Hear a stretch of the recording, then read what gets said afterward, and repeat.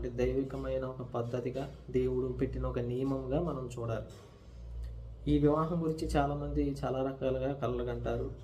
అలాగే వాళ్ళని అప్పటి వరకు, ఆ వివాహం అయ్యే వరకు ఎలా ఉంచుకోవాలంటే పవిత్రంగా ఉంచుకోవాలి. అయితే దేవుని వాక్యం ప్రకారం మనం కొన్ని విషయాలు చూద్దాం. అసలు వివాహము గురించి దేవుని గ్రంథంలో ఏం చెప్పబడుతుంది అంటే పెళ్లి గురించి, మన వాడుక భాషలో పెళ్ళి, దాని గురించి దేవుని వాక్యంలో ఏం తెలియజేయబడింది. సాధారణంగా మనం చూస్తే పెళ్ళైన కొన్ని రోజులకే చాలామందిని భార్య భర్తను చంపడము, లేదా భర్త భార్యను చంపడము, లేదంటే ఇద్దరు పెళ్లి చేసుకుని ఉంటే నచ్చలేని తల్లిదండ్రులు చంపడము, లేదంటే వీళ్ళే సూసైడ్ చేసి చనిపోవడము, ఇలా ఇవన్నీ విషయాలు మన ఈ మధ్యకాలంలో చాలా న్యూస్లు అయితే మనం విన్నాం. హనీమూన్కి వెళ్ళి భర్తని చంపించడం, అలాగే భర్తని హింసించి లక్షలు లక్షలు దోచుకోవడం, భర్తకు విడాకులు ఇచ్చి